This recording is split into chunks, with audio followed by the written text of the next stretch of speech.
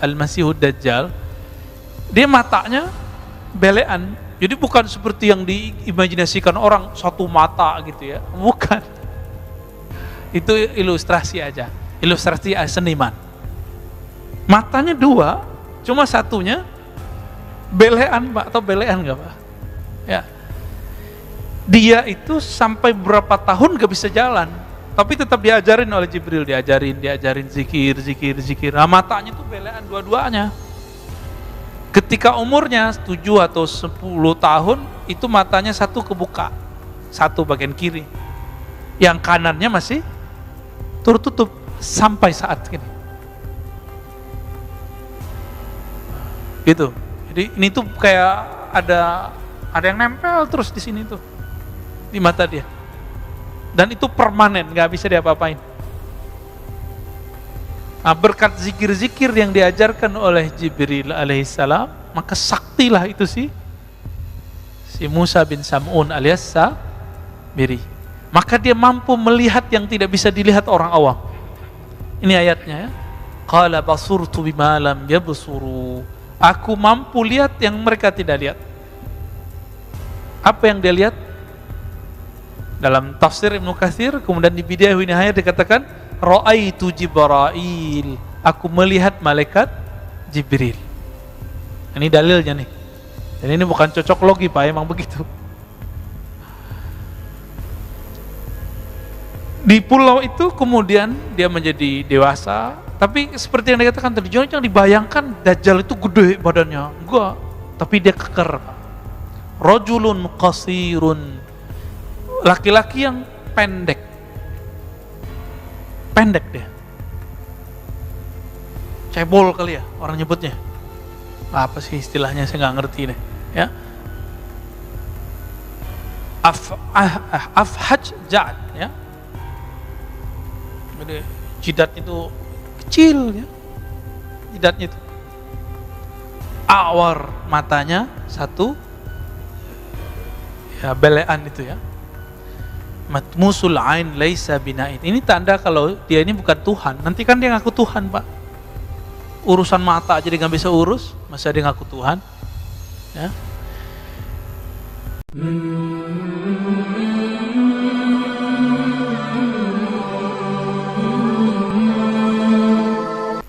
Saya membawa dua teks sebenarnya, satu Sunan Abi Daud, yang kedua Al-Bidayah wa Nihayah. Di situ ada kisah penting walaupun cuma 2 halaman ya. Hadis mengenai atau kisah mengenai Dajjal kan di akhir zaman. Nah, sebelum masuk ke akhir zaman, hadis akhir zamannya nanti kita buka Sunan Abu Daud. Abu Daud ini punya kitab namanya Sunan Abi Daud. Ini bukan Sunan bahasa Indonesia. Susunan bukan itu ya. Ini Sunan jamak dari sunnah, nama kitab Sunan Abi Daud. Peringkatnya di bawah Bukhari, Muslim, Abu Daud. Ini nomor 3. Jadi nanti tentang akhir zamannya ada sekitar 6 hadis atau 7 hadis mengenai akhir zaman yang kita bacakan kalau sempat ya.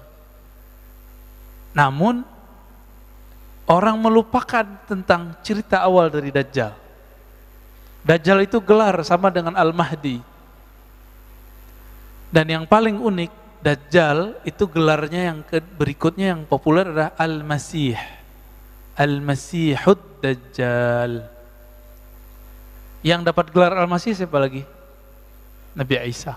Al-Masihu Isa ibnu Maryam. Apa arti Al-Masih dari bahasa Arab? Masaha. Masaha itu yang diurap, yang disentuh.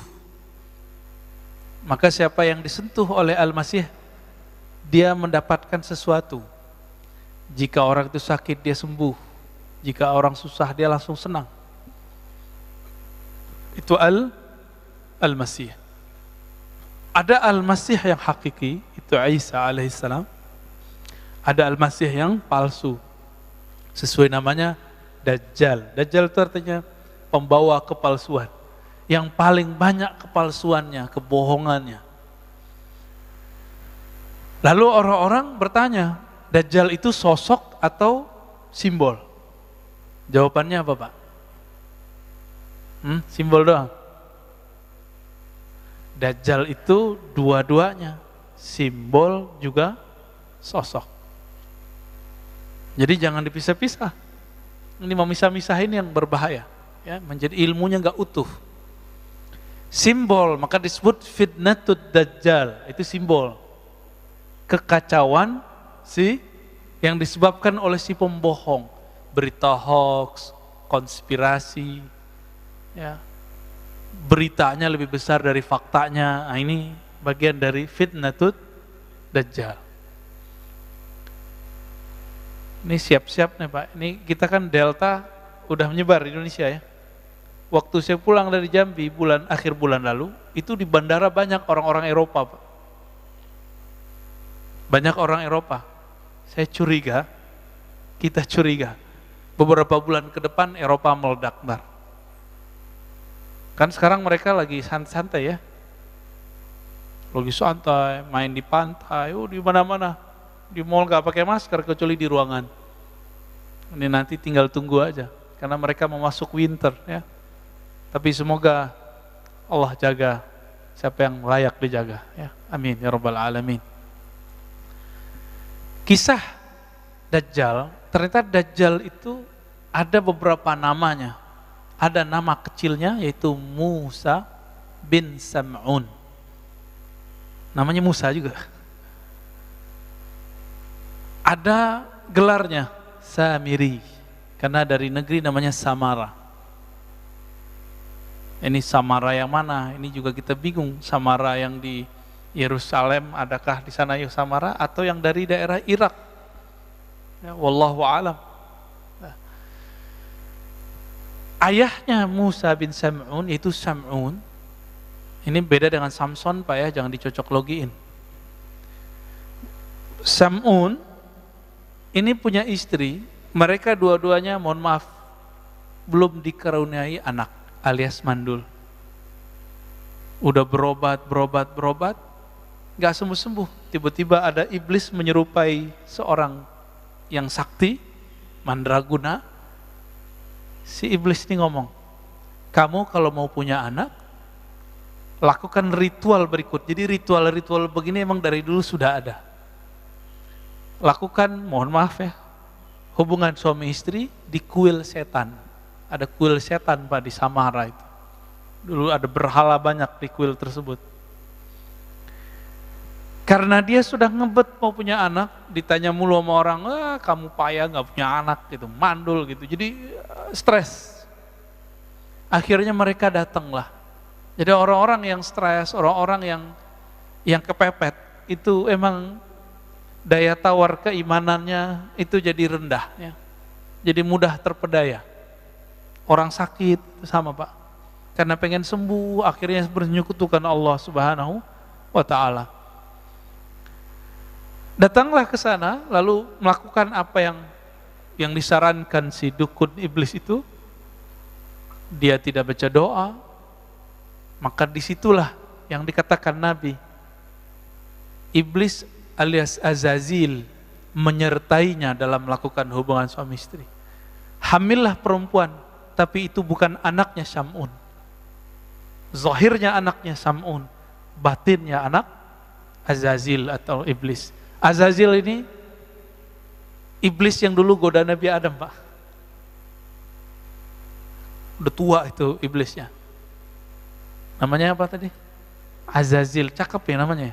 Jangan dikasih ke anak Pak ya. Azazil gelarnya iblis. Jadi dalam bahasa tertentu ada nama, ada gelar.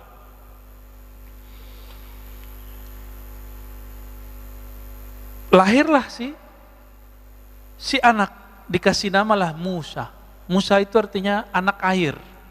Begitulah lebih kurang. Kalau orang-orang Ibrani, bahasa Ibrani menyebutnya Musa. Sya. Ya. Musa bin Sam'un. Anak air. Jadi mirip dengan Nabi Musa bin Imran. Nah, Nabi kita namanya Nabi Musa bin Imran. Beda ya? Sama-sama di air, dihanyutkan di air. Bedanya Musa bin Sam'un ini, negeri Samara itu mengalami bencana banjir. Banjir Pak, habis, satu penduduk habis, orang tuanya hanyut gak tahu kemana. Musa bin Sam'un waktu itu umurnya masih setahun atau 2 tahun, diutuslah oleh Allah Jibril alaihissalam untuk membawa anak ini ke satu pulau. Begitu riwayatnya. Dibawalah ke satu pulau. Nah, ini diabadikan dalam ayat Al-Quran, ya. Dalam Al-Quran surat Al-A'raf, surat Toha, ya. Di ayat berapa ini ya? 96 kali ya. 96 apa 97. Qala basurtu bima lam yabsuru bih faqabattu qabdatan min atharir rasul fanabastuha wa kadzalika sawwalat li nafsi. Apa kata Samiri? Nanti kan gelarnya Samiri. Ketika ditanya oleh Nabi Musa, ada apa dengan Musa Samiri? Kok kamu bisa bikin berhala bisa ngomong? Kata dia apa? Basurtu bima lam yabsuru bih. Aku dapat melihat yang mereka tidak bisa lihat. Nah, siapa yang dilihat oleh si Musa bin Sam'un alias Samiri? Jibril. Jadi Jibril alaihissalam diutus oleh Allah untuk mengajar dia. Ini persis seperti dulu ketika terjadi bencana alam semesta, kiamat pertama di bumi. Hancurlah itu karena kelompok jin Banul Jan, itu mereka menghancurkan bumi Pak, melakukan kerusakan, bunuh-membunuh. Dulu jin itu, jin Banul Jan namanya, itu kelompok yang lebih tua dari iblis sekarang ini. Itu mereka di bumi bertubuh fisik Pak, ada jasadnya, melakukan kerusakan di muka bumi. Maka Allah kiamatkan bumi. Kiamatnya kiamat kecil. Maka larilah mereka ke pohon-pohon, ke gunung-gunung. Begitu di hadis riwayat Imam Al-Hakim. Larilah ke laut, larilah ke sungai, larilah ke gunung-gunung, larilah kalau yang bisa bersayap, lari ke awan. Bumi hancur ya. Di saat itu terjadi banjir bandang juga di muka bumi. Allah utus juga Jibril untuk menyelamatkan anak jin namanya Azazil. Persis ceritanya. Ya, ini bukan dongeng loh Pak ya. Jangan antum tuduh aneh dongeng, ini kajian hadis, kajian riwayat. Tapi ada yang Israiliyat, ada yang tidak. Karena ini sumber cuma ada di Israiliyat, kita ambil Israiliyatnya. Ada yang tidak Israiliyatnya, ya nanti yang hadis Abu Daud tadi. Maka Azazil ini yang mendidik siapa? Sama. Jibril juga diajarinlah zikir, berzikirlah dia. Berhasil naik langit 1, berhasil langit 2, itu ribuan tahun si Azazil berzikir. Sampai kemudian ke langit ke-7 dan diizinkan kemudian menjadi penjaga surga. Menjadilah dia selevel dengan malaikat. Si Azazil. Jadi mirip-mirip cerita Sunggokong ya. Beda Pak. Ya, coba kalau ada mirip-mirip barangkali dulu emang ajaran-ajaran yang ada di China itu emang inspirasinya dari sini juga. Ya. Diizinkanlah Azazil memimpin ibadah ahli surga. Di belakangnya malaikat, dia di depan. Tinggi nggak tuh posisinya? Nah itu si Azazil. Yang dia kemudian punya anak-anak jasad namanya Musa. Atau alias Samiri, gelarnya Dajjal. Itu dia. Jadi orang itu ada nasab jasad, ada nasab batin. Ini nasab batinnya dia. Maka kalau menikah harus baca ya, belajar tuh doanya biar nanti nggak kerasukan. Kerasukan tuh nggak mesti kesurupan ya. Kerasukan setan ketika kita bersyahwat tapi tidak dengan nama Allah Subhanahu wa taala. Pendek cerita, dibawalah Samiri, Musa bin Sam'un Samiri ke satu pulau, diajarkan dia. Itu Samiri, ini jarang riwayat menyebutkan. Dia itu susah jalan Pak. Jadi perkembangannya itu lamban. Maka di hadis Abu Daud ini disebutkan ya, bahwa Samiri itu qasirun ya. Inna Masihad Dajjal rajulun qasirun afhaj ja'dun a'war matmusul ain laisa bina ti'atin wala jahra. Si Musa bin Sam'un alias Samiri, Al-Masihud Dajjal, dia matanya belean. Jadi bukan seperti yang diimajinasikan orang satu mata gitu ya. Bukan. Itu ilustrasi aja. Ilustrasi seniman. Matanya dua, cuma satunya belean Pak, atau belean enggak Pak? Ya. Dia itu sampai berapa tahun gak bisa jalan, tapi tetap diajarin oleh Jibril, diajarin zikir. Nah, matanya tuh belean dua-duanya. Ketika umurnya 7 atau 10 tahun, itu matanya satu kebuka, satu bagian kiri. Yang kanannya masih tertutup sampai saat ini. Gitu. Jadi ini tuh kayak ada yang nempel terus di sini tuh, di mata dia. Dan itu permanen, nggak bisa diapa-apain. Nah, berkat zikir-zikir yang diajarkan oleh Jibril alaihissalam, maka saktilah itu si Musa bin Sam'un alias Samiri. Maka dia mampu melihat yang tidak bisa dilihat orang awam. Ini ayatnya ya. Qala basurtu bima lam yabsuru. Aku mampu lihat yang mereka tidak lihat. Apa yang dia lihat? Dalam tafsir Ibnu Katsir, kemudian di Bidayah wa Nihayah dikatakan, Ra'aitu Jibril. Aku melihat malaikat Jibril. Ini dalilnya nih. Dan ini bukan cocok logi Pak, emang begitu. Di pulau itu kemudian dia menjadi dewasa, tapi seperti yang dikatakan tadi, jangan dibayangkan Dajjal itu gede badannya, enggak, tapi dia keker Pak. Rajulun qasirun, laki-laki yang pendek dia, cebol kali ya orang nyebutnya, apa sih istilahnya saya nggak ngerti deh, ya. Afhaj ja'ad, ya. Jadi jidat itu kecil ya, jidatnya itu. Awar, matanya satu, ya belean itu ya. Matmusul ain laisa bina'in. Ini tanda kalau dia ini bukan Tuhan. Nanti kan dia ngaku Tuhan Pak. Urusan mata aja dia nggak bisa urus, masa dia ngaku Tuhan? Ya. Lalu kemudian karena kesaktiannya itu dengan nama-nama Allah yang Allah kasih. Jadi Jibril itu memberikan ajaran, harapannya si Samiri ini bisa menjadi hamba Allah. Tapi ternyata nggak berhasil. Di pulau itu siapa yang lewat dia bunuh, ada binatang dia bunuh, memang sadis. Siapa yang ganggu dia dibunuh, siapa yang nasihatin dia dibunuh. Cuma Jibril doang yang nggak berani dia lawan. Maka berhasillah dia kemudian dengan kesaktian itu, mungkin lewat perahu segala macam, sampailah dia di daratan. Ya. Pada masa Nabi Musa, dia datang ke negeri yang dimana Bani Israel datang ke sana. Ketika Nabi Musa alaihi salatu wassalam pergi berkhalwat ke Goa Tursina, 40 hari ya. Ingat-ingat nih, 40 hari. Dalam masa 40 hari itu, Samiri sanggup menyesatkan semua Bani Israel kecuali cuma beberapa orang. Yang dititipkan waktu itu siapa? Nabi Harun. Nabi Harun sanggup nggak? Enggak.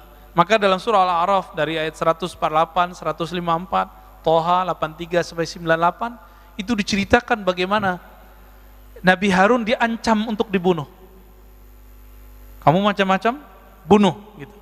Nah, Nabi Harun ini yang jenggotnya panjang, Pak. Ini yang kita ceritakan beberapa bulan lalu, yang mereka gagal paham kelompok sebelah ya. Itu pujian itu, tapi mereka salah paham. Nabi Harun jenggotnya panjang, kayak sufi-sufi sekarang juga. Jenggotnya panjang, Pak. Ya. Ini yang sekarang dipakai oleh Yahudi Ortodok. Apa itu penghinaan? Di mana saya menghinanya? Karena mereka memotong dan niatnya emang ingin memfitnah kita. Tapi ya sudah kan, saya udah maafin Pak, dan saya minta maaf. Ya. Untuk apa keras-kerasnya? Tapi mereka tetap bully, ya biarin aja. Kita nggak ada urusan. La nakhafu laumata laim. Kita nggak takut dicaci maki. Itu diajak debat sedikit sama teman saya langsung diblokir. Kita dicaci maki tiap hari, nggak ada kita blokir, kita biarin aja. Ya. Kecuali ngomongnya kasar-kasar, jorok-jorok, ini kita nggak hiraukan. Ya. Ya. Ini udah muncul nih. Ini hati-hati Pak ya. Di dalam diri kita ada sisi apa? Binatang ternak, ada sisi sifat binatang buas. Kalau ada orang, kalau lagi tengkar, ngomong jorok itu di dirinya lebih dominan sifat binatang ternak. Ngerendahin orang, cari makan lu gitu ya. Mau terkenal lu gitu. Ya. Nggak fitnah, nggak makan. Nah ini tanda isi perutnya cari makan. Jadi dia kalau mandang orang ceramah dikira cari makan. Emang kita nggak punya kerjaan. Ya. Emang kita pengangguran, dituduh-tuduh begitu. Ini karena karakter itu. Bapak jalan nih, ngelihat ada orang laki perempuan jalan Pak. Terus kita mikir, wah habis mojok nih. Otak kita yang jorok Pak. Otak kita jorok, kita tuduhkan kepada orang. Jadi sebenarnya kita lagi membaca diri sendiri. Nah, hati-hati di situ ya. Kalau karakternya buas, wah ini cari lawan terus. Kata-katanya kasar, anjing lu, ya, bunuh lu. Tuh kalimat-kalimat begitu. Kalau bahasanya dominan syaitan di dalam dirinya, bahasanya pakai dalil-dalil, tapi habis itu diplesetin, dalil plesetin. Teks-teks, hujah-hujah, kitab-kitab digunakan untuk mencaci maki. Nauzubillah min dzalik. Ya. Kita dari dulu dicaci maki, kita biasa aja. Cuma mengatakan seperti itu jadi ramai. Ya sudahlah ya. Maka teman-teman para pejuang Ahlus Sunnah, gak usah khawatir kalau di fitnah-fitnah itu biasa aja. Ya. Nah, ini bagian dari fitnatut Dajjal. Teman-teman yang melakukan Allah. Lalu Nabi Harun yang jenggotnya panjang, yang sekarang dilestarikan oleh Yahudi Ortodoks, ya, berarti bagus dong jenggot ini. Bagus sebenarnya. Itu kemudian ditarik jenggotnya oleh Nabi Musa. Itu ada di surah Al-A'raf itu ya. Apa kemudian kata Nabi Harun? Ya. Wahai Musa, aku diancam bunuh oleh mereka.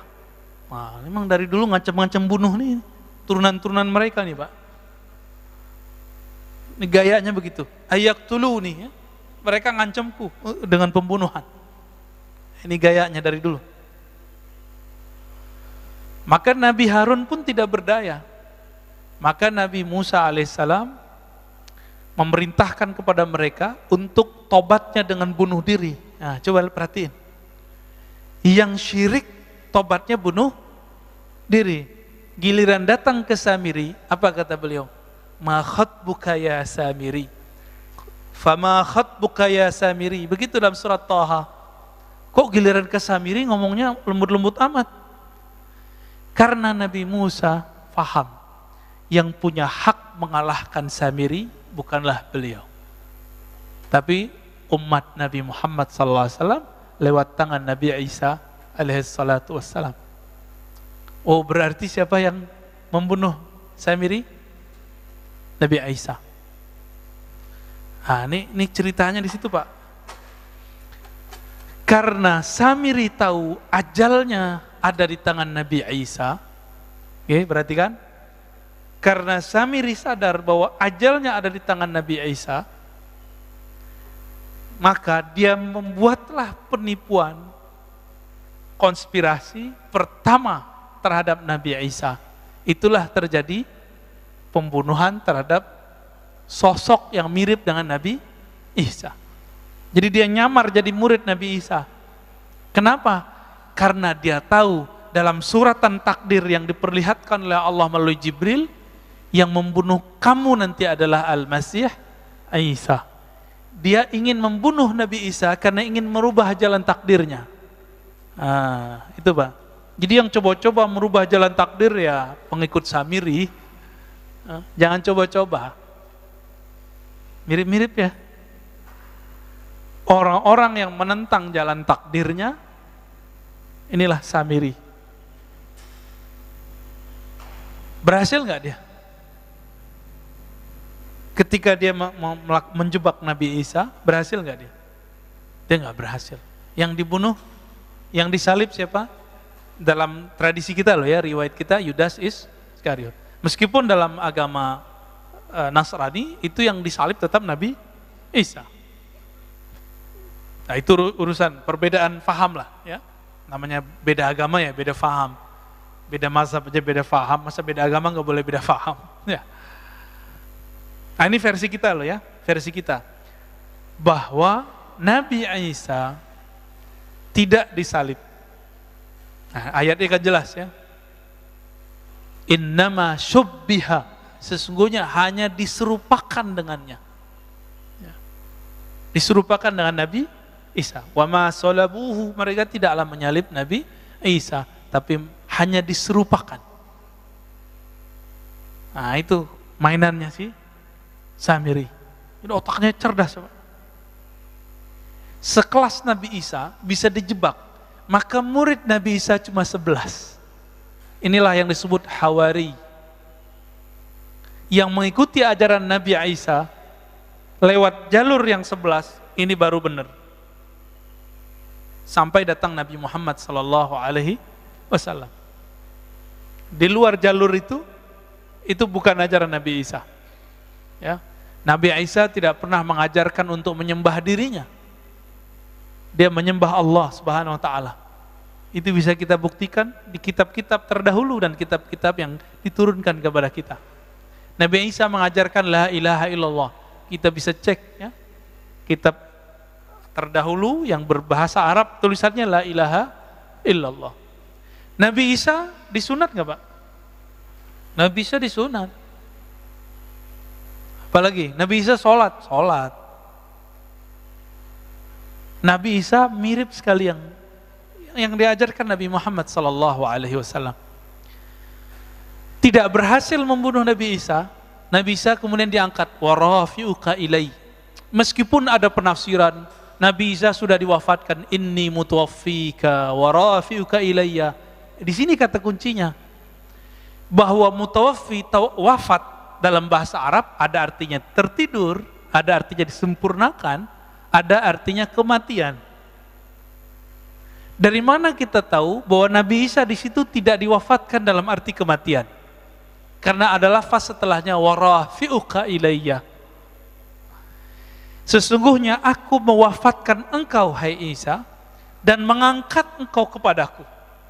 Itulah yang ditemui oleh Sayyidina Muhammad SAW di langit. Waktu Isra Mi'raj, benar. Ketemu ya. Waktu sholat di Masjidil Aqsa itu beliau juga hadir.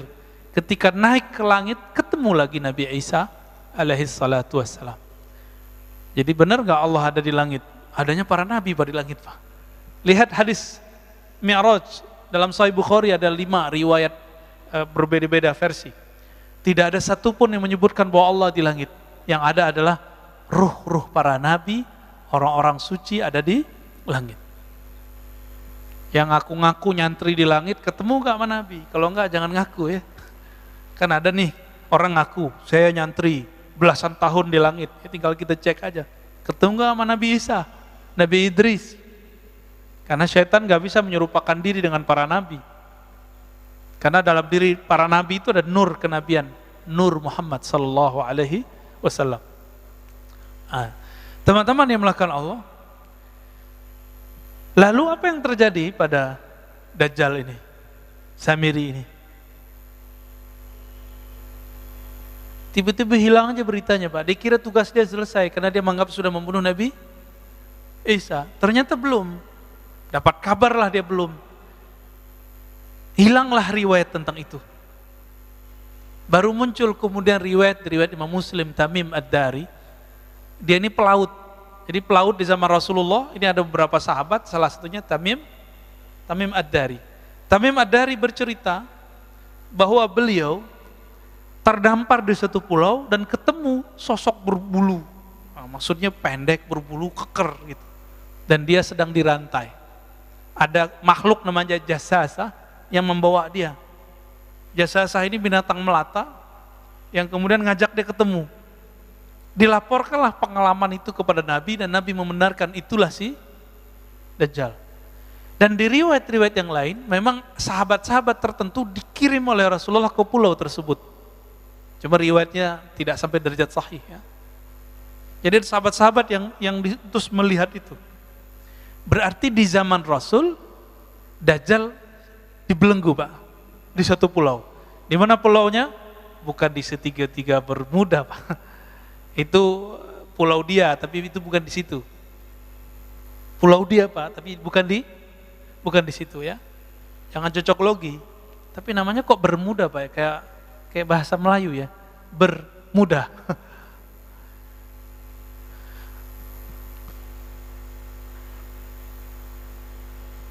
Kita masuk ke hadis Abu Daud ya. Hadis Abu Daud judul babnya Khurujud Dajjal, keluarnya Dajjal. Ini Huzaifah Al-Yamani dan Abu Mas'ud Al-Badri, bukan Ibnu Mas'ud ya. Apa kata beliau? Ijtama'a Huzaifah Abu Mas'ud, faqala Huzaifah berkata, la ana bima ma'ad Dajjal a'lamu minhu. Saya lebih mengerti persoalan Dajjal daripada Abu Mas'ud. Nah, ini dalil boleh ngomong saya tahu dalam bab keilmuan untuk membagi keilmuan, bukan untuk gagah-gagahan. Tapi ini sambil candaan nih, Huzaifah ini sambil candaan sama dia. Aku lebih tahu dari dia gitu. Ya. Bukan bilang saya lebih mengerti daripada kamu boleh ngomong gitu ya. Jangan ngambil lapak saya, enggak begitu Pak ya. Kan ada juga yang dai begitu ya, nggak mau diambil lapaknya. Emang lapak ini milik dia. Inna ma'ahu bahran min ma' wa nahran min nar. Sesungguhnya Dajjal itu mempunyai lautan air dan nahran min nar dan sungai api. Ini maksudnya apa ya? Nanti kita coba lihat. Falladhi tarawna annahu min nar ma'un. Yang kamu lihat itu adalah api, hakikatnya adalah air. Yang kamu lihat bahwa itu ma, itu adalah nar. Itu adalah kamu lihat dia air, itu api. Kata Abu Mas'ud, hakadha sami'tu Rasulullah SAW. Saya juga mendengar begitu. Nah, ini penciriannya. Berarti Dajjal ini pembohong nggak? Airnya api, apinya air. Ini baru simbol. Ini baru simbol. Dalam hadis Imam Bukhari dan Muslim kita dianjurkan berdoa. Dan ujung doa itu wa'udzubika min fitnatil masihid dajjal. Aku berlindung kepadamu dari fitnah kekacauan al-masih ad-dajjal. Ini jelas, ini lafaznya. Fitnah. Fitnah itu ada pra kemunculan, ada saat kemunculan. Masih ingat tadi saya menyebutkan 40 hari Nabi Musa, dia sanggup menyesatkan Bani Israel padahal ada Nabi Harun, ada Nabi Yusha. Tapi sanggup dia kemudian menyesatkannya. Karena kesaktian dia itu tidak ada pada Nabi Harun. Nabi Harun bukan bertinggal sakti, tapi dia nggak diberi kelebihan itu. Nabi Musa pun tidak boleh mengeksekusi Samiri, Dajjal. Lalu di akhir zaman Nabi mengatakan, berlindunglah kamu dari fitnah Masih Dajjal, karena itu lama Pak. Fitnah Masih Dajjal ini sudah dimulai dengan virus-virus ini. Ini analisa Al-Habib Al-Adni. Ya, kita bisa lihat kajian-kajian beliau, ulama Yaman, temannya Habib Umar, namanya Habib Abu Bakar Al-Adni. Ternyata ini disepakati oleh banyak ulama, begitu juga masyayikh saya, dan saya sepakat dengan itu. Bahwa virus corona ini awal daripada fitnatut Dajjal. Apa arti fitnah tadi? Kekacauan. Kacau nggak di negara? Kacau Pak. Ya, nggak ada negara yang aman dari corona, nggak? Ada nggak? Nggak ada. Brunei, tar lagi Pak. Semuanya kena. Semoga aja nggak terlalu parah gitu. Semuanya kena Pak. nggak ada negeri kecuali kena semua. Puncaknya nanti ada musibah kelaparan nanti, ya. Ketika negara utang, bayar, beli vaksin, vaksin udah jadi Tuhan sendiri. Kita dengan kaget mendengar beberapa kaum intelektual yang ngerti agama ngomong, virus ini bisa diselesaikan hanya dengan satu hal, vaksin. Wah, jadi musyrik dia tuh. Ya. Bung Karno ketika memerdekakan negeri ini, dia menyebut dengan rahmat Allah. Walaupun dia berjuang habis-habisan, masuk penjara, keluar penjara, diasingkan, dia nggak mengatakan hanya dengan cara berjuang, enggak. Dia memulai dengan atas nama Allah. Itulah simbol kewalian Bung Karno. Ini orang lupa nih. Kita lupa kan? Kita kira pendiri bangsa ini bukan seorang wali. Wali Pak, dia waliullah. Maka dia sayang dengan ulama-ulama. Cinta dengan ulama-ulama.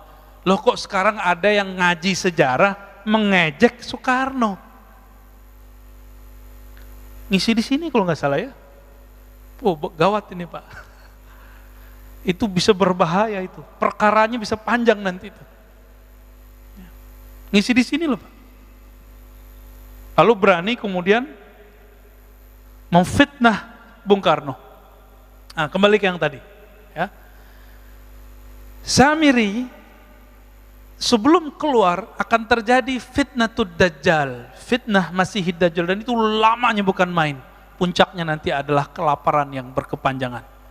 Ini kita simbolnya, kita lihat berapa tahun Nabi pernah mengalami kelaparan. Masih ingat nggak riwayatnya? 2 atau 3 tahun? 3 tahun. Dan ini akan berulang kembali. Akan ada masa, Bapak hitung aja yang ahli ekonomi, yang bisa menghitung-hitung devisa negara, kira-kira bangkrutnya negara kita tahun berapa nih? Kalau vaksin nggak bekerja, virus terus merajalela, mutasi, kira-kira tahun berapa? Hitung aja Pak. 2027, 28, 29, 30. Bisa jadi lebih cepat. Waduh, Pak Mirwan nakut-nakutin kita nih. Kata Pak Mirwan 2024 Pak. Belum Pak, 2024 masih ada duit. Masih ada devisa. Ya. 2024 kalau hitung-hitungan mereka masih ada. Ini dari tahun kemarin sama sekarang, negara udah ngabisin duit untuk persoalan COVID ini udah banyak sekali. Dan itu bukan negara kita loh Pak ya.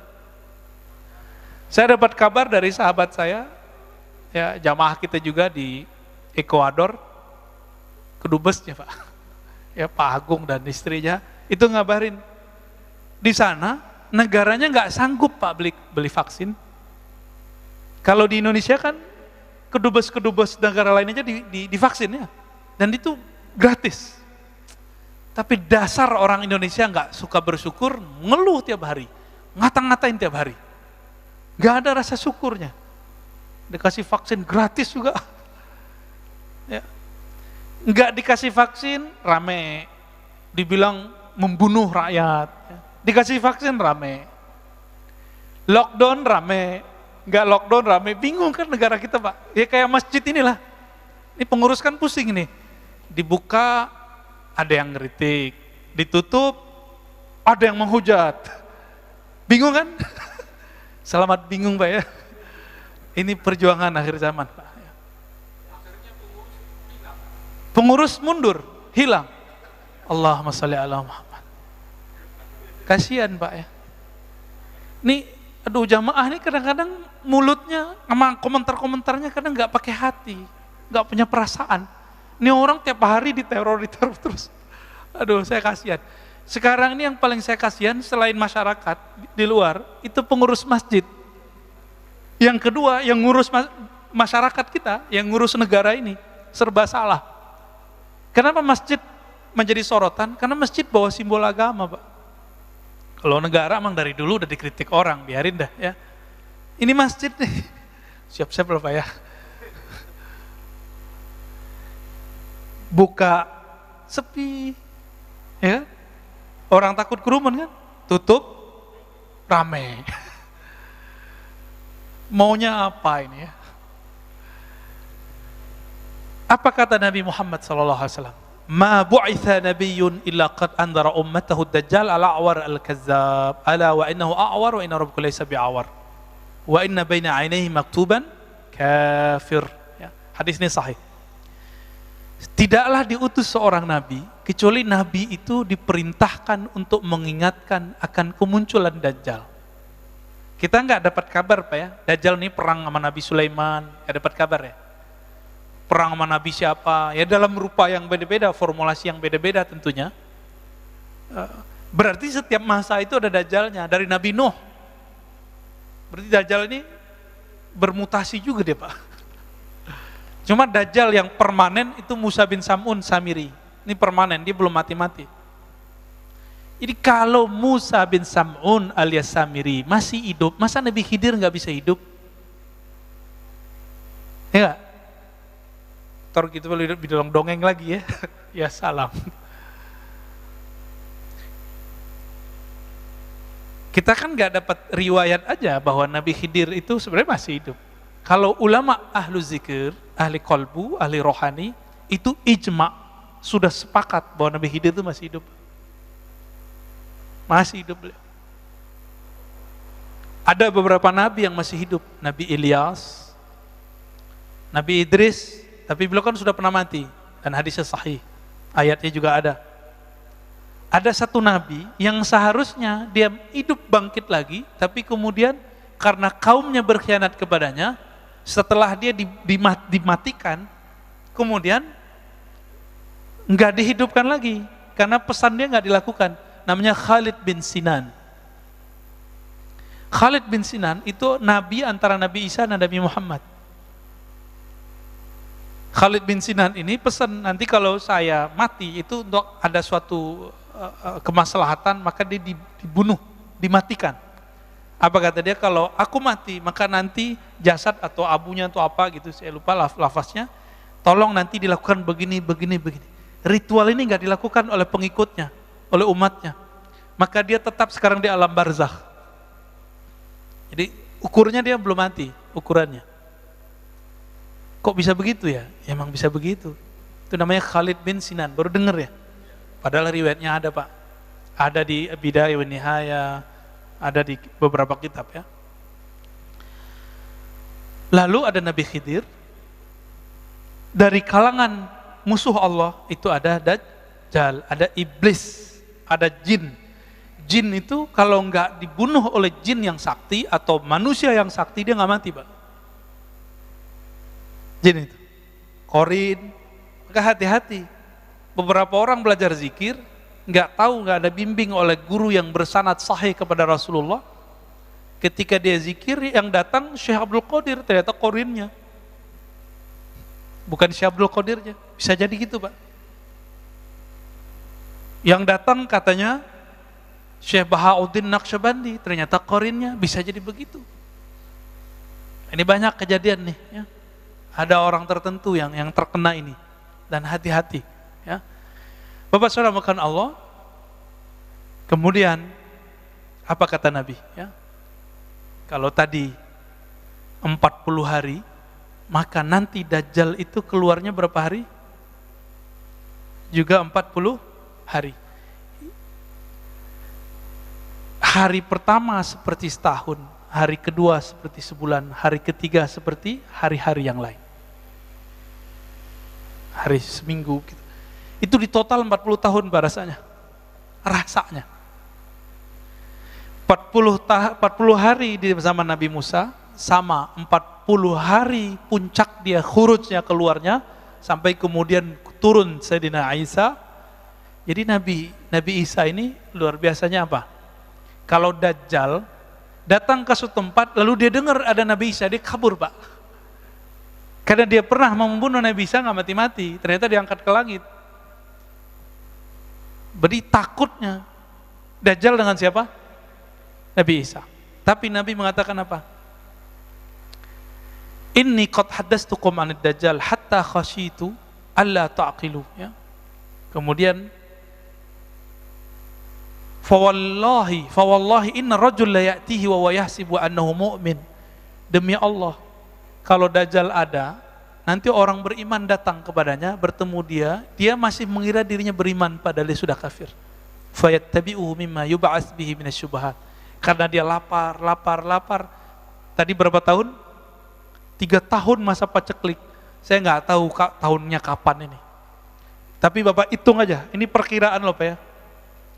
Negara kita mulai nggak bisa gaji PNS-nya. Nah, itu berarti udah deket tuh. Ya. Mikir-mikir mau masuk CPNS tuh. Ini kabar takutnya loh Pak ya, kabar segernya nanti ada lagi.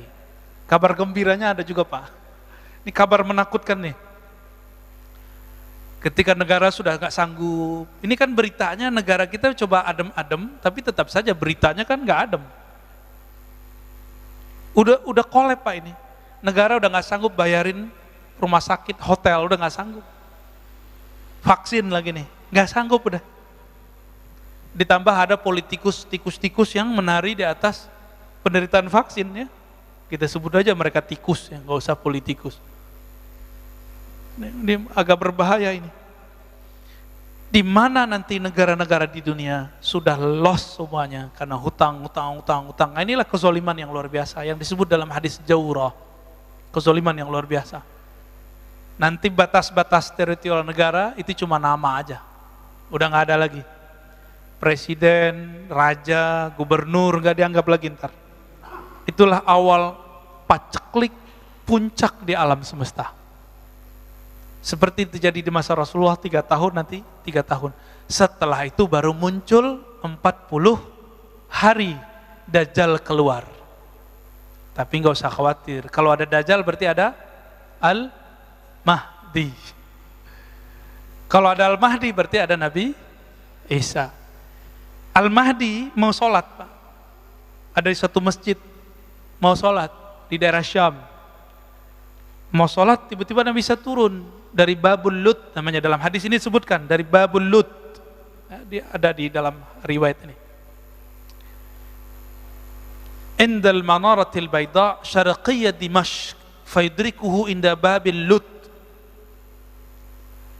Al-Mahdi di dalam masjid mau sholat, turun Nabi Isa. Nabi Isa ketika datang dipersilakan jadi imam. Mau nggak dia jadi imam? Enggak, kenapa? Al-Mahdi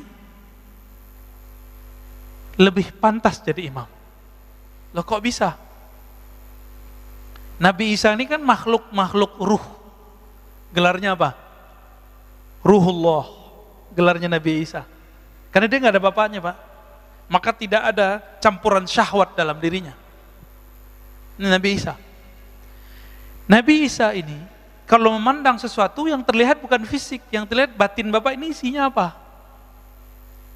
Al-ulama warasatul anbiya. Ulama pewaris para nabi. Ulama ini pewaris Nabi A, Nabi C, Nabi V. Tapi ada satu waris yang belum lengkap kecuali Imam Mahdi lah pewarisnya yang lengkap. Nabi Muhammad sallallahu alaihi wasallam. Jadi Nabi Isa, ini rahasianya nih hadis tadi, hadis Bukhari Muslim itu. Kenapa beliau nggak mau jadi imam? Ketika dia memandang sosok Al-Mahdi, yang terpandang oleh dia adalah nur Nabi Muhammad SAW dalam diri Al-Mahdi, lengkap. Walaupun sosoknya bukan Nabi Muhammad, tapi nur yang terpanjang dalam dirinya, nur, nggak berani dia jadi imam. Dan Nabi Muhammad sudah menurunkan derajat semua Nabi yang turun setelah dia. La nabiyya ba'di, tidak ada lagi Nabi setelahku. Jadi Nabi Isa ketika turun pangkatnya bukan Nabi, walaupun beliau seorang Nabi. Dia jenderal bintang 4, tapi jabatannya udah nggak ada, kira-kira gitu.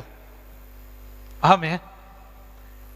Nabi Khidir, jenderal bintang 4, tapi jabatannya udah nggak ada. Dia sebagai Wazirul Mahdi, Wuzaraul Mahdi, penasehat Imam Mahdi. Kenapa?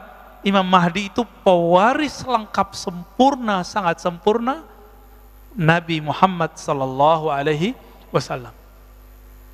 Kira-kira begitu. Jadi terlalu mulia kalau Dajjal dibunuh oleh pewaris Nabi Muhammad. Jadi siapa yang bunuh dia? Cukup Nabi Isa.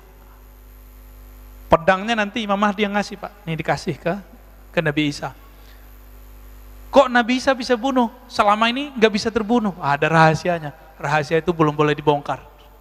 Ya, Ada di beberapa kitab disembunyi-sembunyikan ya, nyempil-nyempil ada. Kenapa? Dajjal yang sangat sakti mandraguna itu tidak terbunuh-bunuh, nggak mati-mati. Ada rahasia dia dan ada kelemahan dia. Nah itu rahasianya dipegang oleh mereka ya, para aulia-aulia Allah itu. Jadi kita sabar-sabar aja Pak ya. Jadi ke depan mohon maaf, ini bukan kabar gembira. Jangan berharap virus ini hilang. Jadi jangan berdoa, ya Allah angkat virus, itu nggak sopan. Allah menghendaki virus ini berkembang untuk menguji kita semua. Panik, musyrik atau bagaimana? Semoga kita nggak panik, semoga kita tidak musyrik. Nanti tambah ke depan tambah sulit Pak, tambah sulit, tambah sulit. Yang nggak sanggup minta wafat aja sebelum itu. Ya. Tapi yang mau berjuang, ayo minta panjangkan umur ya Allah, jadikan kami berjuang dengan Al-Imam Al-Mahdi, pewaris engkau di akhir zaman. Amin. Mau Pak ya? Mau lah. Tapi ada satu kata kunci, nanti kita bahas di bab Al-Mahdi. Siapa Al-Mahdi itu? Al-Mahdi sekarang udah muncul belum? Ini saya sering ditanya mengenai sosok namanya Muhammad Al-Qasim Al-Bagistani. Ini kita jawab sekarang Pak ya. Muhammad Al-Qasim ini salah satu orang yang bening kolbunya sehingga mendapatkan mimpi-mimpi yang bagus. Nabi mengatakan bahwa ru'yal mu'min ya, juz'un minan nubuwah. Mimpinya seorang mukmin itu menjadi satu bagian dari waris kenabian. Oke? Disebut dalam hadis la tabqa ya, minan nubuwah, ya, tidak tersisa dari ciri-ciri waris kenabian di akhir zaman illa mubasyarat, kecuali kabar-kabar gembira lewat mimpi. Tapi ingat, Imam Mahdi itu penandaannya bukan mimpi. Imam Mahdi itu persis seperti Nabi Muhammad SAW. Waktu kecilnya dibelah dadanya oleh Jibril. Pasin aja semua, apa yang kejadian pada Nabi Muhammad, kejadian sama beliau, udah gitu aja Pak. Nabi Muhammad dibelah gak? Dadanya, dibersihin gak? Tanya aja Muhammad Al-Qasim, dibelah gak dadanya waktu kecil? Asli oleh Jibril gak? Gitu. Kalau enggak, berarti bukan beliau Imam Mahdinya. Beliau hanya mengabarkan. Beliau dapat sinyal, gitu. Kan beliau nggak pernah ngaku sebagai Al-Mahdi sekarang ya. Karena dia ngaku udah ketemu Allah ribuan kali, ketemu Nabi ribuan kali kan. Ya nggak ada masalah sama kita. Itu mah dikit. Abu Yazid Al-Bustami setiap hari 70 kali dia bertemu Allah. Percaya Pak?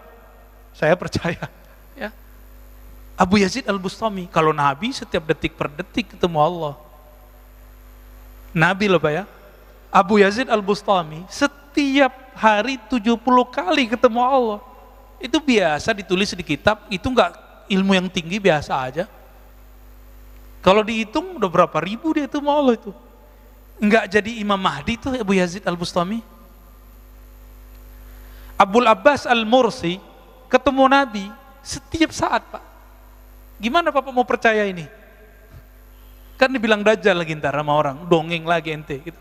Apa kata Abul Abbas Al-Mursi, murid Imam Abul Hasan Syazili, gurunya Ibnu Athaillah Sekandari pengarang Al-Hikam, yang kitabnya kita ganti hari ini dengan Sunan Abu Daud. Ya. Requestnya antum tuh Mas Adit tuh ya. Apa kata Abul Abbas Al-Mursi? Kalau aku tidak memandang Rasulullah setiap detik, setiap nafas, maka aku kafir. Enggak jadi Imam Mahdi itu dia. Jadi Imam Mahdi enggak Abul Abbas Al-Mursi? Enggak. Maka saya yakin jika Muhammad Al-Qasim ini wali Allah, jika dia wali Allah ya, dia tidak akan ngaku dirinya Al-Mahdi. Ya. Kalau dia mimpi, dia mendapatkan kabar masa depan, itu namanya ilmul maqadir, ilmu masa depan. Itu baru satu pencirian Imam Mahdi. Dan tentara Al-Mahdi sama. Mimpi-mimpi begitu biasa Pak sama wali. Wali Allah itu biasa ngelihat masa depan. Biasa itu. Bahkan lagi zikir jaga ngelihat tuh biasa, dan itu bukan halu, asli. Karena bagian dari hadis Nabi tadi. Jadi jangan ngerasa kaget gitu, ya. Nanti akan muncul beberapa orang yang mirip-mirip begitu, antum jangan panik. Imam Mahdi kalau ember dibunuh orang Pak sekarang. Ya. Kalau Imam Mahdi ember nih, dibunuh orang Pak. Apa jadi dicerita nggak mungkin. Apa dalilnya? Masih ingat kisah Abu Thalib ditegur oleh Bukhairah? Apa kata Bukhairah? Abu Thalib, kenapa ente bawa ini anak? Hazal ghulam nabiyun, ini anak nabi. Abu Thalib udah ngerti bahwa Nabi Muhammad itu nabi. Itu sebabnya saya meyakini Abu Thalib ini mukmin. Ya, ini akidah Ahlussunnah loh Pak ya, bukan akidah Syiah ini. Di akidah Ahlussunnah. Kita mengikuti salah satu murid dari Syekh Zahid Al-Kautsari, Syekh Al-Hasan kalau salah namanya. Dan beberapa ulama-ulama yang lain. Jadi Abu Thalib mengerti ini nabi nih. Oke? Karena dia mengerti ini nabi, apa kata Bukhairah? Jangan bawa ini orang. Kalau ketahuan ada tanda nubuat dalam dirinya, yaqtuluhul Yahud, akan dibunuh oleh Yahudi yang sekarang kita sebut Zionis. Dibunuh pasti Pak. Ya mungkin sekarang nggak tahu nama intelijennya apa gitu ya, Mossad ke apa saya nggak ngerti deh ya. Pasti dibunuh Pak. Nggak mungkin dibiarin. Jadi kalau ada sekarang Imam Mahdi ngaku Mahdi, pastikan dia bukan Imam Mahdi. Di-upload lagi di YouTube ya kan? Kacau itu. Ada di Parung satu Pak ya. Kopiahnya hitam lagi kayak saya, kan lucu Pak. Ntar kita aja jadi Mahdinya ya. Bapak saudara makan Allah. Dajjal adalah sosok Musa bin Sam'un yang kemudian disebut Samiri, yang dulu Nabi Musa tidak punya hak mengeksekusinya karena dia tahu yang punya hak eksekusi adalah umat Nabi Muhammad. Itulah sebabnya Nabi Musa berdoa, ya Allah jadikan aku nabinya umat Muhammad. Enggak, kata Nabi Muhammad sallallahu alaihi wasallam. Terus gimana? Kalau gitu jadikan aku umatnya Nabi Muhammad. Maka nanti akan ada pewaris Nabi Isa di kalangan umat Nabi Muhammad. Jadi ulama tapi batin dia mewarisi Nabi Isa. Melalui orang inilah Nabi Musa berjuang. Kira-kira begitu. Nabi Musa di alam lain, dia di alam nyata. Dan saya tutup dengan sebuah hadis ya, diriwayatkan oleh Imam Abu Daud. Nabi SAW ini juga ada dalam riwayat yang sahih, mengatakan, iyakhruj wa ana fikum fa ana hajijuhu dunakum. Seandainya Dajjal itu keluar, lalu aku bersama kalian, fa ana hajijuhu dunakum, maka aku yang langsung menjadi hujjah yang akan menjaga kalian, menyelamatkan kalian. Wa iyakhruj, tapi kalau dia keluar, walastu fikum, aku tidak ada bersama kamu. Ini kata-kata kunci nih Pak. Famru'un hajiju nafsih, maka seseorang hendaklah berjuang dengan dirinya sendiri.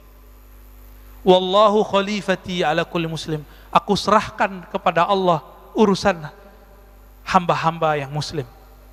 Ini kata kunci. Apa kata Nabi? Jika dia keluar, aku ada bersama kamu. Itulah Al-Mahdi Pak. Ya, itulah yang disebut Al-Mahdi. Yahruj fa'ana wa ana fikum fa'ana hajiju. Jika dia keluar, aku bersama kamu. Mungkin gak Nabi berandai-andaiannya salah? Gak mungkin. Andainya dua nih. Jika aku keluar, aku bersama kamu. Jika aku keluar, aku tidak ada di sampingmu. Bukan berarti Nabi gak ada. Inilah yang disebut pewaris Nabi Al-Imam Al-Mahdi. Jadi jangan sembarangan nyocok-nyocokin Imam Mahdi, jangan ya. Imam Mahdi sekarang di Madinah, itu nanti bro ya. Imam Mahdi nanti di Madinah, di Mekah itu nanti. Nah nanti kita di next pertemuan kita bahas man huwal Mahdi, siapa Imam Mahdi, siapa namanya, apa namanya. Jadi ternyata yang benar itu apa namanya, bukan siapa namanya. Itu dua hal yang berbeda loh. Beda loh Pak ya, siapa dengan apa. Insya Allah ingetin saya nanti Mas Adit, kita akan bahas ke sana. Ya. Nanti kita tetap merujuk ke Sunan Abi Daud, dan saya pernah membuat daurah itu di Riau, full berbahasa Arab, dan tidak diposting ya. Tidak diposting oleh teman-teman di sana. Baik, lebih kurang itu Pak. Saya rasa cukup. Ada diskusi? Waduh, Pak Dokter nih. Maaf Pak Dokter ya. Jangan clash Pak ya. Ada cross otoritas tar. Tafadhol Pak.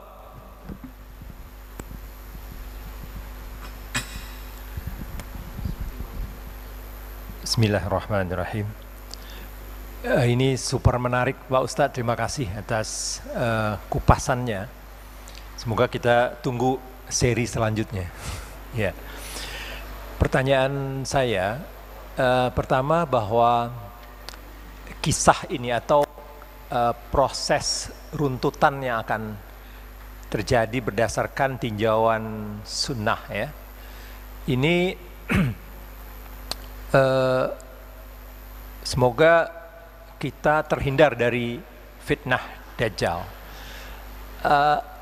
Pertanyaannya adalah apa yang kita harus lakukan ya? Dengan kita mengetahui ini, kemudian apa yang kita harus perbuat tadi, menyelamatkan diri sendiri dan seterusnya ya. Untuk bisa tadi kita tidak menjadi kemudian jadi kafir, musyrik dan seterusnya begitu Ustaz. Itu satu pertanyaan.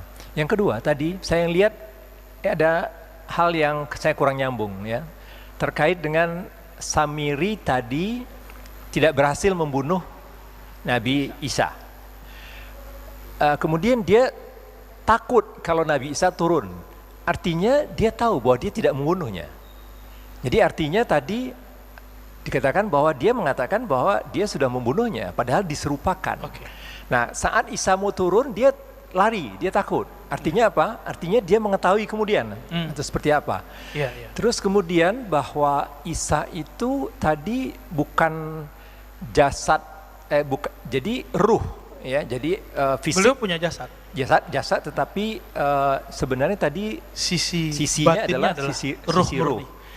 Pertanyaan saya, apakah ini tidak menselisihi bahwa ayat yang mengatakan bahwa penciptaan Adam dan Isa itu sama?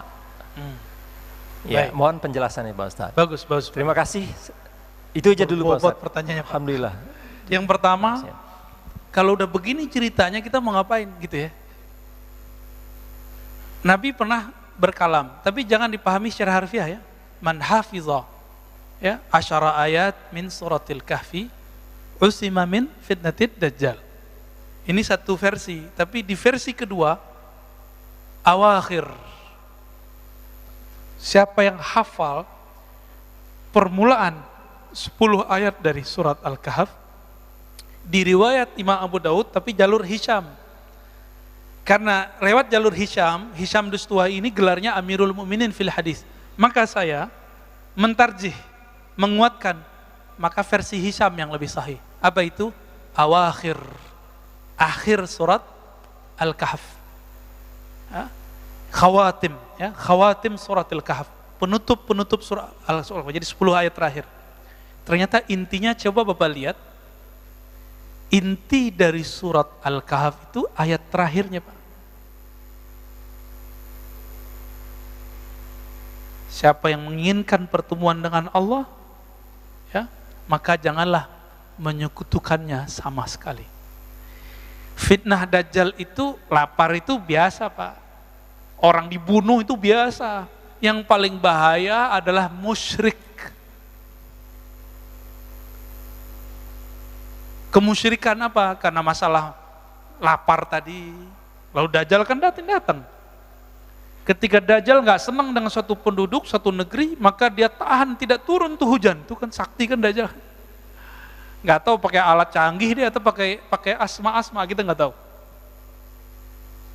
Ketika orang udah kelaparan, tidak ada tumbuhan yang tumbuh 3 tahun Pak lamanya. Maka ketika dia muncul 40 hari pertama itu, disitulah kemudian orang banyak menyembahnya. Karena dia tebar itu benih padi langsung tumbuh. Maka mulai sekarang raja-raja puasa Pak. Dari sekarang kurangi makan. Kurangi hajat untuk makan. Ini nggak makan dikit, istri telat dikit masak, marah sama istri ya. Ini gimana mau ketemu Dajjal ntar ya? Bisa-bisa antum bunuh istri ntar kan masalah itu. Bisa nyate anak ntar tuh. Bingung nggak ada lagi daging, nyate anaknya masih bayi kan? Nauzubillah min dzalik. Auzubillah min dzalik.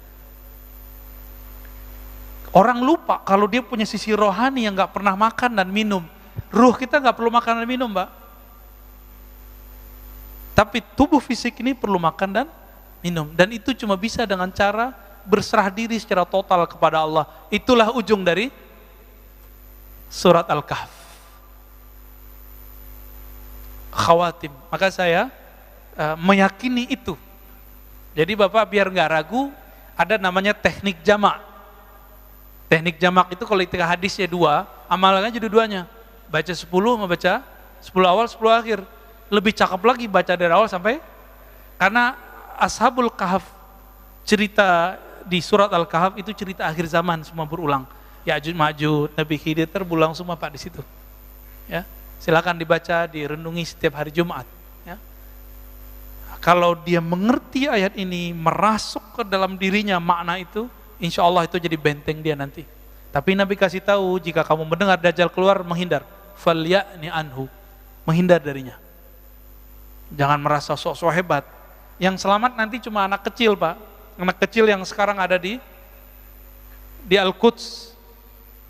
Yang nanti ketika dia disembelih oleh Dajjal, hidup lagi, nggak mati-mati. Apa kata dia? Saya tambah yakin bahwa kamulah yang disebut oleh Nabi kami Muhammad SAW. Engkaulah Dajjal. Kabur Pak Dajjalnya. Lalu apa hubungannya dengan Nabi Isa?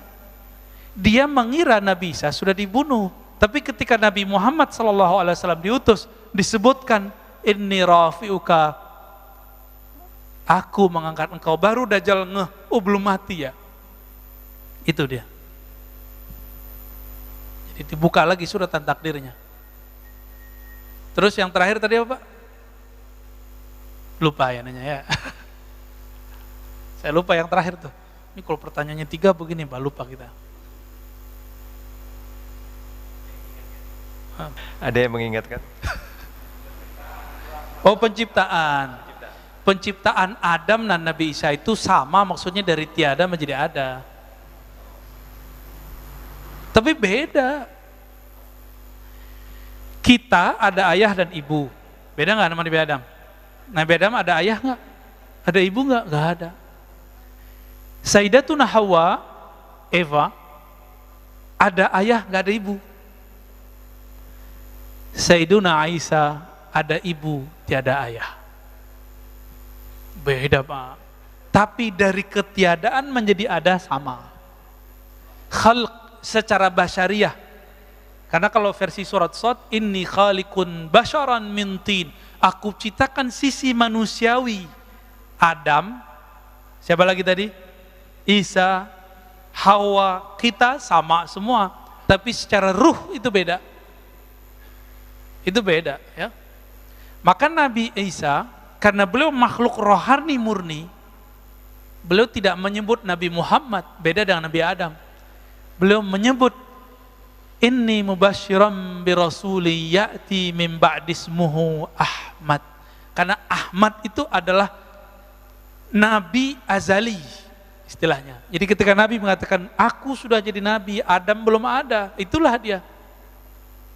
Ahmad namanya. Nabi Isa karena dia ruhullah, dia memandang itulah Ahmad. Itu yang akan keluar namanya nanti Muhammad. Dalam hadis dikatakan, Nabi Muhammad bersabda, namaku di dalam kitab-kitab terdahulu, Injil atau Taurat itu Ahyad. Artinya sama, terpuji. Gitu ya. Jadi gitu Pak, jadi ini bukan satu hal yang berbeda, cuma dia perbedaan ibarah saja ya. Ya, ada lagi? Terima kasih Pak Ustadz. Ya. Ya. Jadi nggak rame-rame amat kan, jadi boleh panjang. Boleh. Kalau rame malah saya yang takut Pak. Ntar jadi dianggap buat kerumunan lagi kita. Ya. Alhamdulillah kajian yang sangat-sangat menarik. Dari saya ada 2 pertanyaan Ustadz. Ya. Pernah ada mendengar hadis bahwa di akhir zaman nanti ada fitnah yang seperti malam yang gelap gulita. Nah itu kami ingin mengetahui apakah betul itu untuk posisi kami sekarang seperti itu, atau ada penjelasan lebih yang detail mengenai Gelap hadis gulita. malam yang gelap yang berkepanjangan tersebut. Itu Iya, yang iya. pertama. Yang kedua, dari penjelasan Ustadz tadi bahwa Samiri berhasil menyesatkan umat Nabi Musa yang sudah istilahnya diajari dan dikader bertahun-tahun lamanya. Dengan mudahnya hanya ditinggal 40 hari mereka semua menjadi sesat. Karena tadi Samiri mempunyai kemampuan yang tidak dimiliki oleh yang lain. Dia bisa mempunyai kemampuan melihat alam gaib dan juga mempunyai ilmu yang canggih istilahnya. Nah, apakah betul nih kalau kita samakan, maksudnya ada penjelasan lebih ilmiahnya? Kita lihat zaman sekarang bahwa dari umat Nabi Muhammad sendiri mulai tidak meyakini sunnah-sunnahnya. Yang pertama, kita juga disuruh pakai masker, tidak bisa tersenyum. Maksudnya senyum itu kan sunnah Nabi. Lalu yang kedua juga kita sholat berjarak. Jadi seperti ada pengetahuan yang dia mengetahui bahwa cara untuk memisahkan umat muslim daripada sunnah-sunnahnya itu kok seperti mirip dengan cara-caranya dia menyesatkan umat Bani Israel zaman dahulu. Nah, bahkan Masjidil Haram sendiri yang Nabi Muhammad SAW pernah kita dengar dari guru kita Habib, bahwasanya Nabi Muhammad SAW tidak pernah melarang orang bertawaf di Masjidil Haram baik siang ataupun malam. Sekarang terjadi, dilarang dan dibatasi. Nah, apakah betul ini suatu kebetulan atau emang ada penjelasan ilmiahnya bahwa ya memang ini hanya Samir yang mengetahui teknik-teknik atau ilmu pengetahuan yang canggih yang bisa memisahkan umat dari ajaran nabinya sendiri gitu. Taib. Terima kasih. Assalamualaikum warahmatullahi wabarakatuh. Assalamualaikum. Ini antara ilmiah dengan cocoklogi gak mirip-mirip, Pak. Jadi kita harus hati-hati bener. Gak boleh tergelincir di sini. Yang pertama tadi tentang lupa lagi. Hadis zaman malam yang gelap berkepanjangan. Itu pertanda bahwa secara harfiah saja dulu, nggak usah secara maknawi, akan ada masa tidak ada energi sehingga kita punya cahaya gini, Pak, nggak ada.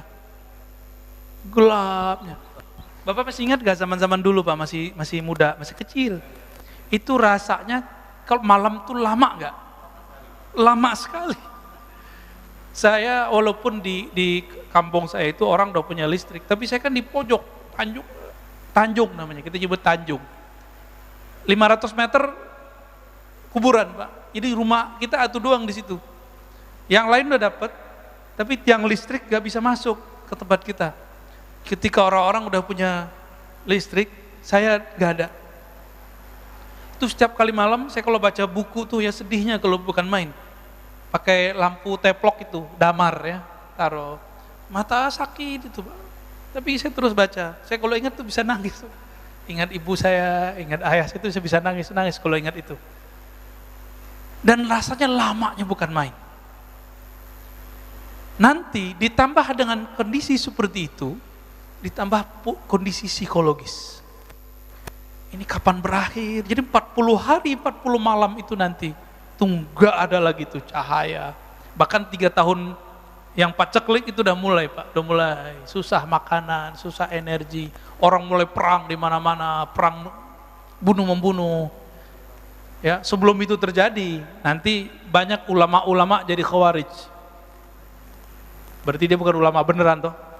Kafir mengkafirkan, bunuh membunuh, caci mencaci. Jadi sekarang caci mencaci ini awal, Pak. Ini awal munculnya tentara-tentara Dajjal. Karena nanti targetnya satu, bunuh membunuh sesama muslim. Jadi jangan heran nanti tentara Dajjal itu pakai kopiah, pakai serban, pakai baju koko, pakai baju Islami.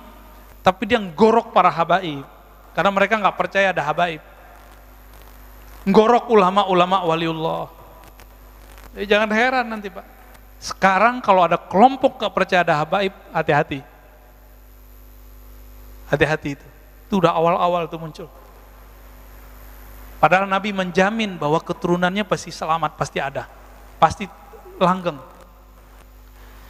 Dan itu sebenarnya ilham-ilham setan yang dikirim oleh Dajjal.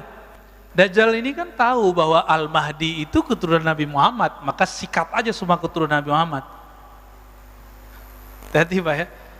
Kita mengakui zuriat Nabi ini beragam, arah politiknya macam-macam. Ya kita hormati semua, gak usah ikutin arah politiknya, cintai aja mereka.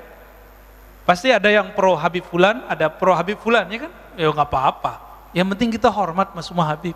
Siapa tahu dari kelompok dia, dari keturunan dia, ya kan? Wallahu a'lam. Jadi itu terjadi ketika musim semua nanti menua. Jadi cerita bahwa kan ustaz akhir zaman udah banyak cerita ini.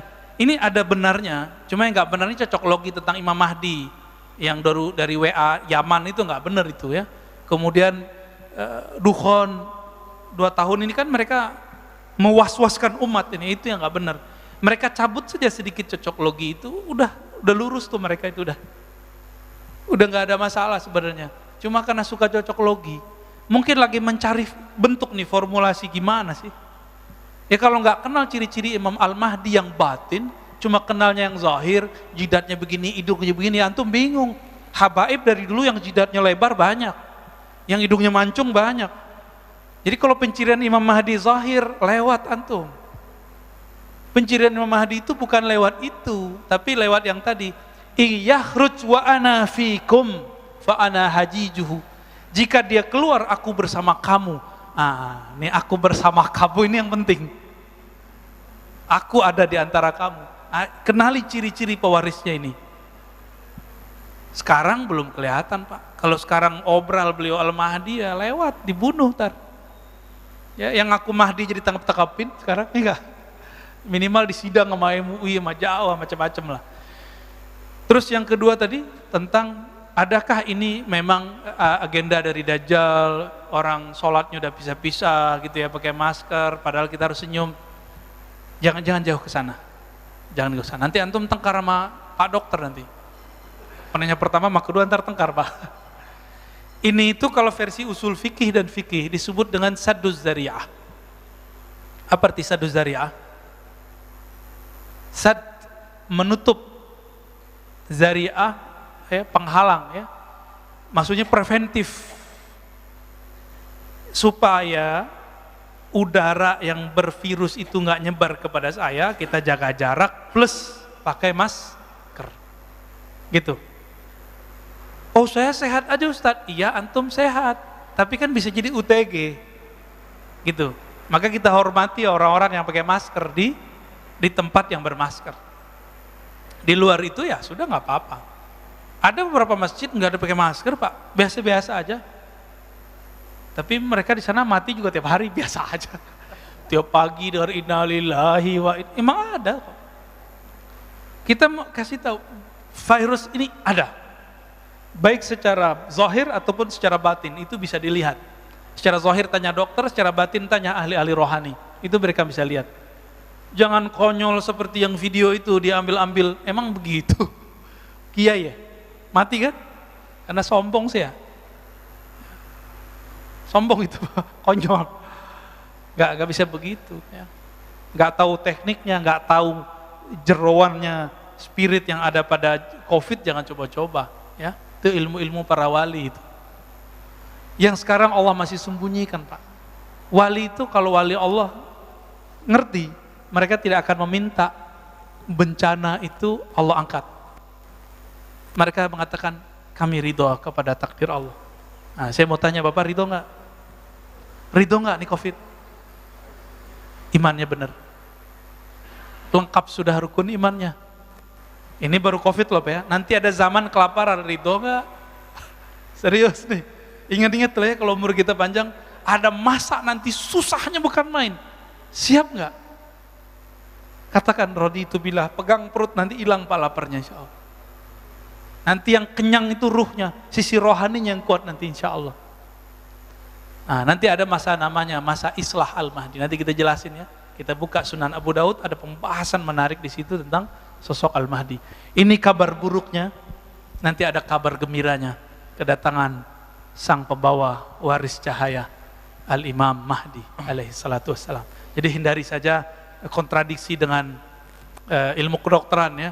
Tapi saya meminta juga tolong para dokter hormati juga ulama yang mengajarkan doa-doa, zikir-zikir ya. Karena mereka memandang yang tidak dipandang oleh dokter, sebagaimana dokter memandang yang tidak dipandang oleh ulama. Saling menghormati. Ya Pak Dokter ya, sepakat ya? Baik. 6:30 Pak, kesemangatan kita. Satu lagi Ustaz. Di mana nih? Satu oh ya, lagi. silakan Pak. Ya. Bismillahirrahmanirrahim. Pertanyaan kami terinspirasi bahwa tadi Ustaz menyebutkan dengan rahmat Allah. Dengan rahmat Allah ada kemerdekaan dengan situasi yang sulit dan suatu harapan yang sangat baik. Dan kami juga pernah mendengar untuk masuk surga itu nggak cukup dengan ibadah yang kita lakukan, tetapi Betul. melainkan dengan rahmatnya Allah. Rahmat Allah. Nah, dan Nabi Muhammad juga tidaklah diutus kecuali sebagai rahmat. Nah, dalam situasi yang kondisi seperti ini, pandemi seperti ini, kejadian yang beraneka ragam dan sulit untuk diprediksi, apa makna dari rahmat Allah itu, bagaimana pengaplikasian daripada rahmat Allah, dan bagaimana juga cara kita supaya mendapatkan rahmat Allah tersebut. Terima kasih. Wassalamualaikum warahmatullahi wabarakatuh. Ini pertanyaan kolbu ini Pak. Makasih Pak pertanyaannya. Nabi disebutkan tidaklah engkau diutus kecuali rahmat bagi alam semesta. Tidak masuk surga kecuali dengan rahmat Allah SWT, hadis Bukhari. Lalu Allah menyebut dirinya Rahman Rahim, sumbernya rahmat. Lalu apa aplikasinya? Kata rahmat itu yang membuat Bung Karno jadi wali, itu kata rahmat itu Pak. Bung Hatta jadi wali itu karena rahmat itu. Pejuang-pejuang zaman itu Allah angkat mereka jadi wali, Allah, kekasih Allah, tidak semua loh Pak ya. Karena kalam itu. Jadi jadi wali Allah itu gampang-gampang susah. Mengerti rahmat Allah, jadi wali.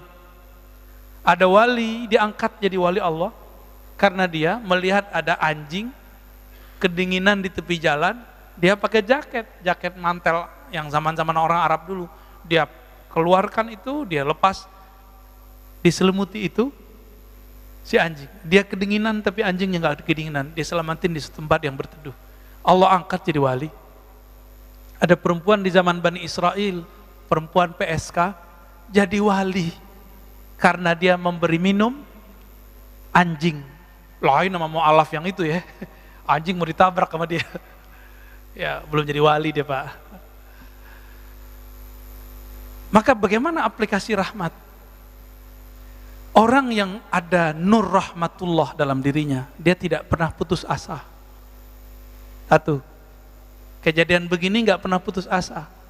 Yang kedua selalu husnuzon, baik kepada Allah, apalagi kepada Allah dan juga kepada makhluk. Saya mau tanya Pak, COVID ini buruk semua atau ada baiknya? Apa baiknya Pak? Jadi insaf, waduh bahasanya soleh banget Pak. Kalau saya merasakan apa? Selama COVID saya bisa belajar lagi Pak. Saya bisa mentolaah lagi. Jadi kalau nggak ada COVID, saya nggak pernah ngaji hadis akhir zaman secara detail. Kalau nggak ada COVID, saya nggak belajar kitab Khatmul Aulia, pencirian-pencirian kondisi akhir zaman, wali-wali akhir zaman ada di kitab Khatmul Aulia. Kalau nggak ada COVID, kita nggak bisa membahas tentang hal-hal yang harus dibahas semenjak hari ini, yaitu persoalan-persoalan ayat-ayat akhir zaman. Diajarinlah zikir, berzikirlah dia. Berhasil naik langit 1, berhasil langit 2, itu ribuan tahun si Azazil berzikir. Sampai kemudian ke langit ke-7 dan diizinkan kemudian menjadi penjaga surga. Menjadilah dia selevel dengan malaikat. Si Azazil, jadi mirip-mirip cerita Sunggokong ya? Beda Pak. Ya, coba kalau ada mirip-mirip barangkali, dulu emang ajaran-ajaran yang ada di China itu emang inspirasinya dari sini juga. Ya. Diizinkanlah Azazil memimpin ibadah ahli surga. Di belakangnya malaikat, dia di depan. Tinggi nggak tuh posisinya? Nah, itu si Azazil, yang dia kemudian punya anak-anak jasad namanya Musa atau alias Samiri, gelarnya Dajjal. Itu dia. Jadi orang itu ada nasab jasad, ada nasab batin.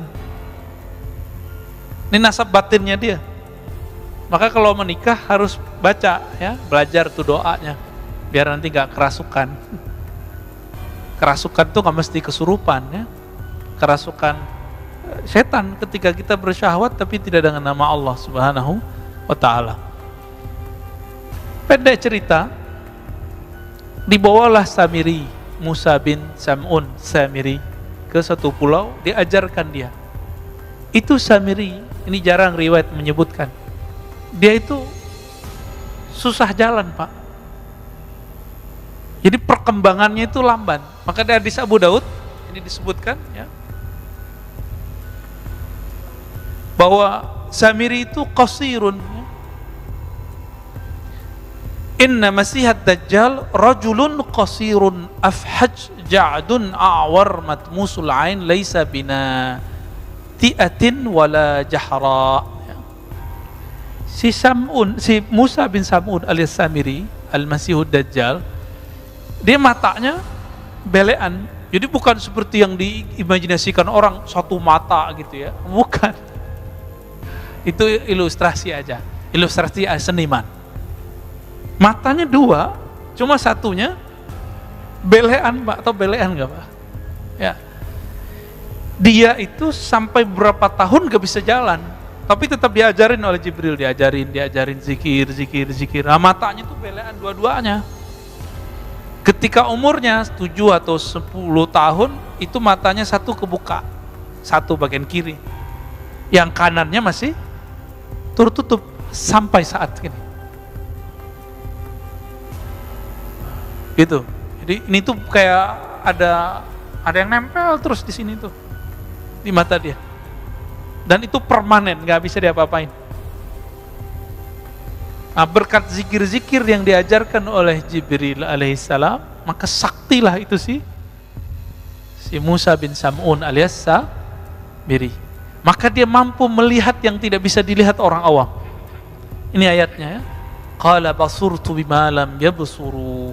Aku mampu lihat yang mereka tidak lihat. Apa yang dia lihat? Dalam tafsir Ibnu Katsir, kemudian di Bidayah wa Nihayah dikatakan ra'aitu Jibril. Aku melihat malaikat Jibril. Ini dalilnya nih. Dan ini bukan cocok logi, Pak, emang begitu. Di pulau itu kemudian dia menjadi dewasa, tapi seperti yang dikatakan tadi, jangan dibayangkan Dajjal itu gede badannya, enggak, tapi dia keker. Rajulun qasirun, laki-laki yang pendek dia,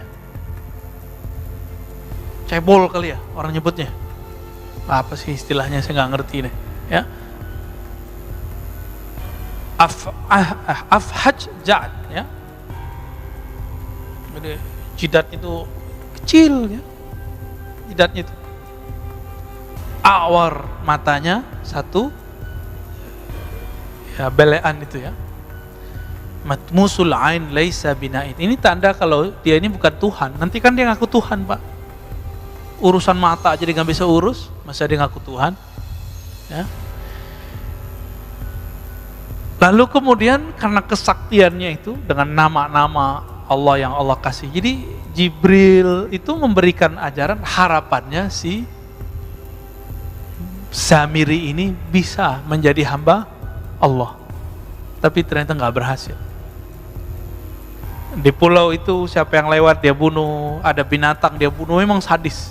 Siapa yang ganggu dia dibunuh, siapa yang nasihatin dia dibunuh. Cuma Jibril doang yang nggak berani dia lawan. Maka berhasillah dia kemudian dengan kesaktian itu, mungkin lewat perahu segala macam, sampailah dia di daratan. Ya. Pada masa Nabi Musa, dia datang ke negeri yang dimana Bani Israel datang ke sana. Ketika Nabi Musa alaihi salatu wassalam pergi berkhalwat ke Goa Tur Sina 40 hari ya. Ingat-ingat nih, 40 hari. Dalam masa 40 hari itu Samiri sanggup menyesatkan semua Bani Israel kecuali cuma beberapa orang. Yang dititipkan waktu itu siapa? Nabi Harun. Nabi Harun sanggup nggak? Enggak. Maka dalam surah Al-A'raf dari ayat 148, 154, Toha 83 sampai 98 itu diceritakan bagaimana Nabi Harun diancam untuk dibunuh. Kamu macam-macam, bunuh gitu. Nah, Nabi Harun ini yang jenggotnya panjang, Pak. Ini yang kita ceritakan beberapa bulan lalu, yang mereka gagal paham kelompok sebelah ya. Itu pujian itu, tapi mereka salah paham. Nabi Harun jenggotnya panjang, kayak sufi-sufi sekarang juga. Ya. Jenggotnya panjang, Pak. Ya. Ini yang sekarang dipakai oleh Yahudi Ortodok. Apa itu penghinaan? Di mana saya menghinanya? Karena mereka memotong dan niatnya emang ingin memfitnah kita. Tapi ya sudah kan, saya udah maafin Pak, dan saya minta maaf. Ya. Untuk apa keras-keras ya? Tapi mereka tetap bully, ya biarin aja. Kita nggak ada urusan. La nakhafu laumata laim. Kita nggak takut dicaci maki. Itu diajak debat sedikit sama teman saya langsung diblokir. Kita dicaci maki tiap hari, nggak ada kita blokir, kita biarin aja. Ya. Kecuali ngomongnya kasar-kasar, jorok-jorok, ini kita nggak hiraukan ya. Ya. Ini udah muncul nih. Ini hati-hati Pak ya. Di dalam diri kita ada sisi apa? Binatang ternak, ada sisi sifat binatang buas. Kalau ada orang kalau lagi tengkar ngomong jorok, itu di dirinya lebih dominan sifat binatang ternak. Ngerendahin orang, cari makan lu gitu ya. Mau terkenal lu gitu. Ya. Nggak fitnah, nggak makan. Nah ini tanda isi perutnya cari makan. Jadi dia kalau mandang orang ceramah dikira cari makan. Emang kita nggak punya kerjaan, ya. Emang kita pengangguran, dituduh-tuduh begitu. Ini karena karakter itu. Bapak jalan nih, ngelihat ada orang laki perempuan jalan Pak. Terus kita mikir, wah habis mojok nih. Otak kita yang jorok Pak. Otak kita jorok, kita tuduhkan kepada orang. Jadi sebenarnya kita lagi membaca diri sendiri. Nah, hati-hati di situ ya. Kalau karakternya buas, wah, ini cari lawan terus. Kata-katanya kasar, anjing lu, ya, bunuh lu. Tuh kalimat-kalimat begitu. Kalau bahasanya dominan syaitan di dalam dirinya, bahasanya pakai dalil-dalil, tapi habis itu diplesetin, dalil plesetin. Teks-teks, hujah-hujah, kitab-kitab digunakan untuk mencaci maki. Nauzubillah min dzalik. Ya. Kita dari dulu dicaci maki, kita biasa aja. Cuma mengatakan seperti itu jadi ramai. Ya sudahlah ya. Maka teman-teman para pejuang Ahlus Sunnah, gak usah khawatir kalau di fitnah-fitnah itu biasa aja. Ya. Nah ini bagian dari fitnatut Dajjal.